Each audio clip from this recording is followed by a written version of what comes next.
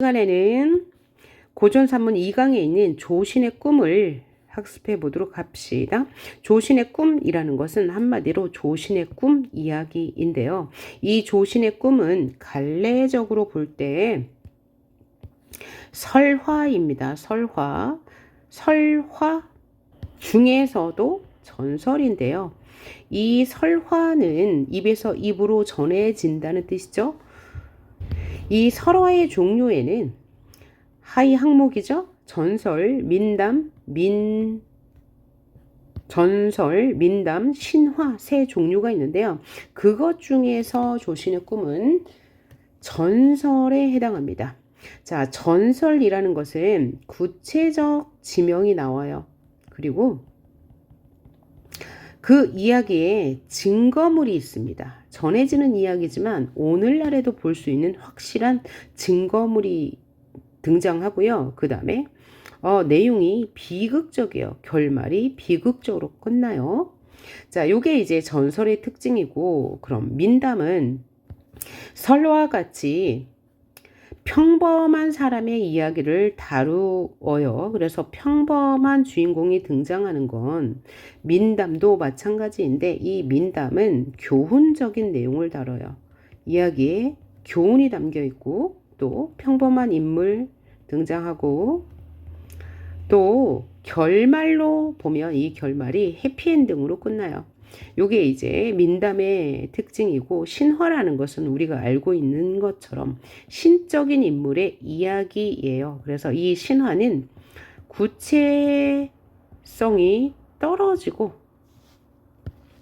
포괄적인 내용을 다뤄요. 포괄적인 내용을 다룬다는 것은 뭐 구체적 지명도 없고 또 구체적인 이름도 등장하지 않는다는 이야기예요. 자, 그래서 조신의 꿈은 설화적 성격을 보여주는 것이다. 요거 하나 알고 가야 되고요. 또 하나 알고 가야 할 것은 이 조신의 꿈이 환몽구조라는 거죠. 환몽구조. 환몽구조라는 것은 현실의 구조로 이루어졌다는 거죠. 이런 것을 다른 말로 액자식 구성이라고 하죠. 이 환몽 구조를 또 다른 말로 뭐라고 하냐면 꿈에 대한 이야기니까 몽자류 소설이라고 합니다. 몽자류 소설의 특징은 뭐냐면 일단 제목에 몽자가 들어가고요. 두 번째는 이 꿈을 통해서 뭔가 깨달아요. 그 깨닫는 내용이 인생무상입니다. 그래서 이 조신의 꿈은 몽자류 소설의 근원이에요. 몽자류 소설의 최초의 작품입니다. 그래서 이 몽자류 소설을 그대로 이어받은 것이 구운몽이 되겠어요. 구운몽 외에도 여러 가지 몽자류 소설이 있는데, 자, 이 조신설화는 배경이 신라 시대를 배경으로 하고 있어요. 그래서 언제 창작되었는지는 구체적으로 밝혀지지 않아요. 왜냐하면 설화, 입에서 입으로 전해지는 이야기이기 때문이죠. 하지만 이 구운몽은 조선 후기에 창작되었어요. 창작된 것입니다. 이 구운몽은 그대로 이 몽자류 소설을 이어받아서 현실로 이어져요. 약간의 차이점이 있는데 그 차이점은 이따 보기로 하고요. 이런 특징을 가진 조신의 꿈 내용을 살펴보도록 할게요. 자, 첫 부분 봅시다. 옛날 신라시대 때 세 달사의 장원이 명주 난리군에 있었다. 이게 이제 시간적 공간적 배경이 되겠네요. 통일신라 때 세 달사라고 하니까 절이에요. 사찰의 장원이 명주 난리군에 있었다. 명주 난리군은 구체적 지명이죠. 자, 그래서 이 구체적 지명이 등장하는 것은 이야기에 사실성을 부여하죠. 이것이 바로 뭐의 특징? 설화의 특징을 보여주는 거예요. 자, 명주 난리군에 장원이 있었대요. 장원은 세금을 거두어 드리는 농장이라는 뜻입니다. 본사, 여기 사는 절사자니까 이 세달사에서는 승려 조신을 보내 장원을 맡아 관리하게 했다. 그러니까 세금을 걷게 했다. 이를 통해서 이 조신이라는 승려는 신분이 꽤 있는 사람이었다. 직책이 높은 사람이었다는 것을 알 수 있네요.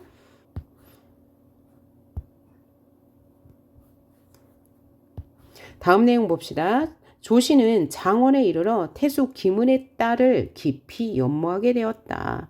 그렇죠? 이 절에서 장원의 딸을 연모하게 되었대요. 여러 번 낙산사의 관음보살 앞에 나가 남몰래 인연을 맺게 해달라고 빌었어. 누구죠? 김은의 딸과 인연이 맺어지기를 빌었대요. 몇 년 뒤 그 여자에게 배필이 생겼다. 그런데 그 여자에게 배필이 생겼다는 것은 사실 조신의 꿈이 이루어지지 않았다는 거네요. 조신은 다시 관음 앞에 나아가 관음보살이 자기의 뜻을 이루어지지 않는다고 원망하며 날이 저물도록 슬피 울었다. 자, 세속적 욕망을 꿈꾼 거죠. 그렇게 그리워하다가 지쳐서 얼마 뒤 선잠이 들었다. 이게 뭐죠? 꿈으로 들어가는 임몽 단계라는 걸 알 수 있네요. 자, 꿈에 갑자기 김씨의 딸이 기쁜 모습으로 문으로 들어오더니 활짝 웃으면서 말했다. 꿈에서 세속적 욕망이 이루어지는 부분이네요. 저는 일찍이 스님의 얼굴을 본 뒤로 사모하게 되어 한순간도 잊은 적이 없었습니다. 부모의 명을 어기지 못해 억지로 다른 사람의 아내가 되었지만 이제 같은 무덤에 묻힐 벗이 되고 싶어서 왔습니다. 같은 무덤에 묻힐 벗이 되고 싶었다는 얘기는 평생 해로하고 싶다. 같이 평생을 해로하고 싶다. 라고 이야기했으니 이 김씨의 딸은 그렇죠? 이 조신이 지녔던 현실의 욕망이 투영된 존재라고 볼 수 있네요. 조신은 기뻐서 어쩔 줄을 모르며 함께 고향으로 돌아가 42여 년을 함께 살면서 자식을 두었다. 자, 이 부분. 자, 조신은 기뻤는데 40여 년을 함께 지냈다고 한 줄에 요약해서 보여주고 있죠. 이런 것을 우리는 요약적 제시라고 하죠. 요약적 제시는 다른 말로 또 뭐라고도 합니까? 직접 제시, 이야기를 직접 전달해줘. 그리고 말하기 방식이라고 하죠. 그러면 이 요약적 제시와 반대되는 말은 뭡니까? 극적 제시, 또 보여주기 방식이라고 하죠. 그런데 이 조신의 꿈은 대부분이 다 요약적으로 이야기를 제시해 주고 있어요. 직접적으로 제시합니다. 말하기 방식으로 이야기를 전달하고 있습니다. 자, 다음 단락. 그러나 집이라곤 내 벽분이요 콩잎이나 명아죽국 같은 변변한 끼니도 될 수 없어. 마침내 굉장히 가난하게 살았어요. 40여 년간을. 자식은 5명 두고요.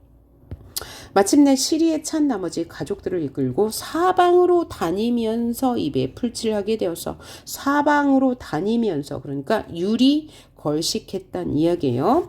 이렇게 10년 동안 초야를 떠돌아 다니다 보니 옷은 메추라기가 매달린 것처럼 너덜너덜 해지콘 몇 백 번이나 끼어 입어서 몸도 가리지 못할 정도로 가난했어.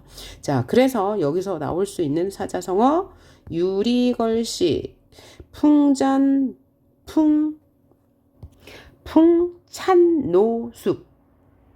풍찬노숙은 바람에 불리면서 먹고 이슬을 맞으면서 잔다는 뜻입니다.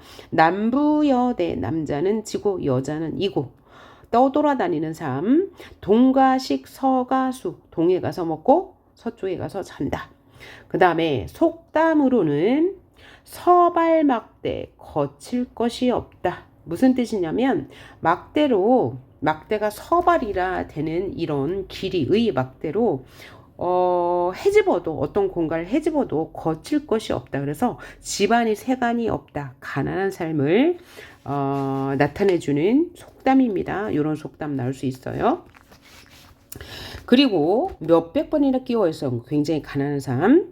자, 이들이 강릉 해현령을 지날 때 또 구체적 지명이 나왔어요. 그래서 이것은 전설의 특징이라고 했죠. 15살 된 큰 아들이 굶주려 그만 죽고 말았다. 자, 그래서 조신은 통곡하며 길가에다 묻고 남은 네 자식을 데리고 우곡현 지금의 우연에 도착하여 길가에 띠풀로 엮은집을 짓고 살았다. 자, 이들이 유리골식하다가 큰아들이 5살 된 큰아들이 굶주려 죽고 말았대요. 그래서 그를 길가에 묻었어요. 그런데 이 길가에 묻은 그 장소를 조신이 꿈을 깨고 난 후에 가보니 그곳에 미륵이 있었대요. 미륵이 뭐예요? 돌부처란 얘기죠. 그래서 꿈에서 깨어보니 돌미륵이 발견되었어. 아들이 묻은 장소에 가보니 이것은 설화의 특징을 말해주는 거죠. 설의 특징은 뭐라고요? 증거물이 있다고요. 그리고 또 하나는 꿈과 현실의 연관성이 있다. 그것을 보여주는 게 바로 이 길가에 묻은 시체가 깨어나 보니 돌미륵이 있었다는 것입니다. 그리고 다음 문장. 부부가 늙고 병들고 굶주려 일어날 수 없게 되자 10살 난 딸아이가 돌아다니며 구걸을 했다. 그러다가 마을에 개에 물려 부모 앞에서 아프다고 울며 드러눕자 부모는 탄식하며 하염없이 눈물을 흘렸다. 부인은 눈물을 씻더니 갑자기 말했다. 그래서 큰아들은 배가 고파서 기아로 죽고 또 10살 난 아이는 개에 물려 죽고 비극적인 상황이네요. 그래서 부인이 뭔가 결심을 한 듯합니다. 내가 처음에 당신을 만났을 때는 얼굴도 아름답고 꽃다운 나이에 옷차림도 깨끗했습니다. 맛있는 음식은 한 가지라도 당신과 나누어 먹었고 따뜻한 옷감은 몇 자라도 당신과 함께 해 입었습니다. 집을 나와 함께 산 50년의 정부는 벌써 50년을 함께 산 거예요. 가까워졌고 은혜와 사랑은 깊었으니 두터운 인연이라 할 수 있습니다. 그러나 몇 년 이래로 쇠약해져서 병이 날로 더욱 심해지고 굶주림과 추위도 날로 더해오는데 겹방살이 하찮은 음식조차 빌어먹지 못하여 이 집 저 집에 구걸하며 다니는 이 부끄러움은 산과 같이 무겁습니다. 자, 그래서 이 부분의 말하기 방식은 뭡니까? 과거에 처음 당신을 만났을 때는 아름답고 깨끗했는데 현재 50년이 지난 후에는 아름답지 못하고 굶주리고 추위가 있고 쇠약해졌고 그래서 대조의 방식을 통해서 이야기를 전개하고 있다라는 거 확인할 수 있고요. 아이들이 추위에 떨고 굶주려도 돌봐줄 수가 없는데 어느 겨울에 사랑의 싹을 틔워 부부의 정을 즐길 수 있겠습니까? 젊은 날에 고웠던 얼굴과 아름다운 웃음도 풀잎 위에 이슬이 되었고 지초와 난초 같은 약속도 회오리 바람에 날리는 버들솜이 되었습니다. 여기에 분명하게 과거와 현재의 대조가 나타났네요. 그리고 지초와 난초 같은 약속이 회오리 바람에 날리는 것처럼 버들솜이 되었습니다. 비유적 표현이 있는데요. 이 지초와 난초는 사람 사이의 맑고 고고한 사귐이나 변하지 않는 약속을 의미할 때 비유적으로 사용하는 단어라고 합니다. 그러니까 50년 전에 변함없는 사랑을 약속했지만 50년 동안 가난으로 인해서 힘들어지고 또 아이들이 죽게 되는 상황을 보면서 그 약속들은 의미가 없어졌다. 회오리 바람에 날리는 버들솜이 되었다. 또 비유적 표현으로 가난으로 인해서 부부의 사랑을 지키기 어려워졌다는 것을 나타내고 있네요. 당신은 내가 있어서 근심만 쌓이고 나는 당신 때문에 근심거리만 많아지니 곰곰이 생각해보면 옛날의 기쁨이 바로 근심의 시작이었습니다. 이것이 바로 세속적 욕망의 추구는 근심을 낳게 한다는 불교적 깨달음을 표현한 것이네요. 당신이나 나나 어째서 이 지경이 되었는지요. 여러 마리의 새가 함께 굶주리는 것보다 짝이 잃은 난새가 거울을 보면서 짝을 그리워하는 것이 낫지 않겠습니까? 이 말은 뭐예요? 차라리 헤어지는 것이 낫다는 거죠. 여기서 난새는 중국의 전설에 나오는 새라고 해요. 이 말인즉슨 서로 헤어져서 서로를 그리워하는 것이 더 낫다는 것이죠. 힘들면 버리고 편안하면 친해지는 것은 인정상 차마 할 수 없는 일입니다만 가고 멈춘 건 역시 사람의 마음대로 되는 것이 아니고 헤어지고 만나는데도 운명이 있는 것입니다. 이 말에 따라 이만 헤어지기로 합시다. 우리가 헤어지는 것은 운명이다. 사실 힘들면 버리고 편안하면 친해지는 것은 인정상 차마 할 수 없는 일이다. 그러니까 우리가 지금 헤어지는 것은 인정상 참 어려운 일이다. 하지만 우리가 지금 헤어지는 것은 운명이다 라고 말하고 있어요. 그래서 자, 여기서 나올 수 있는 사자성어, 힘들면 버리고 편안해지면 친해지는 것이라는 의미의 사자성어 감탄고토. 그죠? 달면 삼키고 쓰면 뱉는다. 토사구팽. 토끼가 죽으면 토끼가 죽으면이 아니고 사냥하러 가서 토끼를 잡으면 사냥하던 개는 버린다는 뜻입니다. 토끼를 잡으면 개를 버린다. 그 다음 염량세태라는 것은 뭐냐면 뜨거웠다 차가워지는 세태라는 뜻으로 권세가 있을 때에는 아첨하면서 가까이 지내고 권세가 떨어지면 푸대접한다는 말입니다. 이런 사자성어 한번 눈여겨봐 주시고, 자, 그래서 이 부인은 우리가 헤어지는 것은 운명이다 라고 말하고 있어요. 그랬더니 조신이 이 말을 듣고 기뻐하여 각기 아이를 둘씩 나누어 드리고 떠나려 하는데 아내가 말했다. 저는 고향으로 향할 것이니 당신은 남쪽으로 가십시오 라고 말했어요. 부인이요. 그리하여 조신은 이별을 하고 길을 가다가 꿈에서 깨어났다. 강몽 부분이네요. 희미한 등불이 어른거리고 밤이 깊어가고 있었다. 꿈에서 깨니까 이제 시간이 어느 정도 흘렀다는 것을 말해주고 있네요. 그래서 시간의 경과를 나타내주는 부분이다. 그래서 이 꿈에서는 50년을 살았는데 깨어나 보니 그게 단지 하룻밤이 꿈이었다는 것을 알려주죠. 그래서 여기서 나올 수 있는 사자성어 일장춘몽, 한단지몽, 남가일몽, 인생무상 이런 거 나올 수 있고요. 아침이 되자 수염과 머리카락이 모두 하얗게 새었다. 자, 그래서 이 꿈의 일이 굉장히 고통스러웠다는 것을 머리가 하얗게 새었다라고 보여주고 있네요. 노씨는 망연자실하여 깜짝 놀래 세상 일에 전혀 뜻이 없어졌다. 고달프게 그러니까 세속의 미련을 버렸다라는 것이죠. 고달프게 사는 것도 이미 싫어졌고 마치 100년 동안의 괴로움을 맛본 것 같아. 꿈속에서 너무 고달프게 살았죠. 자식의 죽음을 보고 이런 거요. 세속을 탐하는 마음도 얼음 녹듯 사라졌다. 바로 세속적 욕망이 덧없음을 깨달은 거죠. 인생무상을 깨달았어요.